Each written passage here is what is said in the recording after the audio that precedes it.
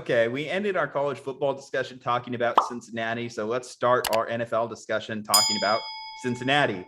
So last week, I finally convinced you to get on the bandwagon, make that turn, Cincinnati playoff team, a little bit. Hold on here. All I said after that is that they are better than I thought they were. The Bengals are better than I thought they were. And that is not saying all of a sudden that they are going to be fantastic. I can still take a victory lap on this one because the Bengals lost to the damn Jets and gave up 405 yards to Mike White. So the goddamn Jets. Should I go into this? I'll start the analysis there. So sure, let's take it. Cincinnati is a 2.5-point favorite going against Cleveland. Yeah, so this is interesting. The Cleveland side is more interesting to me, but I'll start with the Bengals here. The Bengals and Chargers are in the same place right now where not myself, but everyone else as a society did the thing where they start changing the expectations of a team based on the start of the season. So the Chargers all of a sudden are AFC West conquerors and the Bengals are the number 1 seed. And if you go back to the very start of the season and say, hey, Cincinnati Bengals, hey, Los Angeles Chargers, you are going to make the playoffs in 2021, both those fan bases would be elated. That would be a massively successful season. And so those expectations shouldn't change all of a sudden because there was a super hot start or super cold start. Because remember, the Bengals could be really bad right now. If they have a 1-pick difference from the Dolphins, they have Tua and Jalen Waddle and everything's falling apart right now. It could be a whole lot worse for the Cincinnati Bengals at this point. And making the playoffs this year would be a huge success for the Bengals, which if they're going to do it, they're going to have to beat the Cleveland Browns this week. I don't know which Cleveland Browns are playing and which ones are not.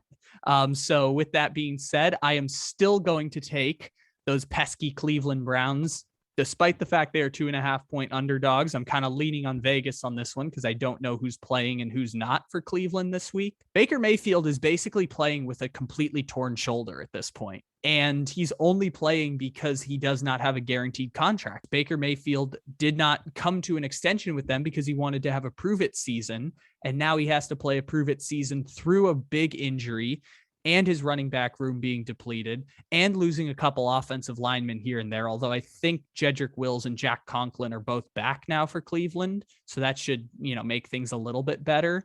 I just don't know what to do with that evaluation of Baker Mayfield. And I think I'm just kind of like kicking the can down the road on the Baker Mayfield conversation because we just don't know what he is at this point, and we don't know what the Browns are. Jarvis Landry played awful last week and dropped passes left and right, which was kind of shocking because we don't expect that from Jarvis Landry. So I just don't know what to do with the Browns at this point, but I feel good about them to win against the Cincinnati Bengals because if you put that team on paper next to the Bengals team on paper, I would take the Cleveland Browns. And the fact that they're slight underdogs means I would have good value on that game. So I'll take Cleveland, even though it sounds like I'm hating on the Bengals a little bit. I do like Cleveland this week. The goddamn Jets. I can't believe this year. I mean, they beat Cincinnati. They beat the Titans, 2 teams that are at the top of the AFC conference standings. It's honestly incredible to think how random the NFL is. And again, that's why I'm very pro college football playoff expansion. But the Browns going into this one, obviously you mentioned it, Baker Mayfield's injury kind of takes the cake as far as the storylines going in, because when you say you don't know what Browns are going to show up, you literally mean that. You don't know which Browns are going to show up. That injury report has been long and lengthy for the Browns this season, and they might not have the team that we go in recording this on a Wednesday showing up to play for them on a Sunday. That's why I'm going to go with the Bengals. I'm going to write this off as a 1-game trap game they had against the Jets.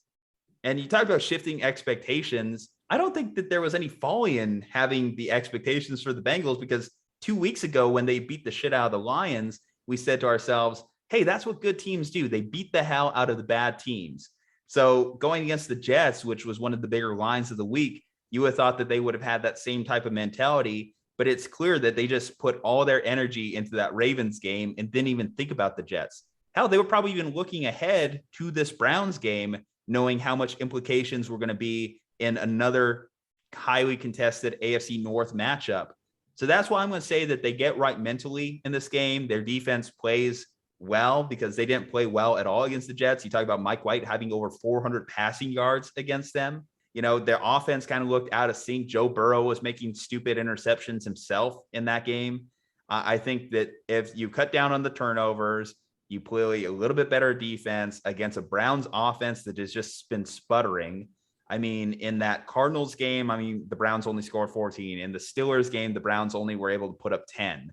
Do I think the Bengals have a defense comparable to the Steelers? At least early parts of the season, they showed that they have a decent enough pass rush and players on that side of the ball to make it as uncomfortable a day for Baker as the Steelers were able to.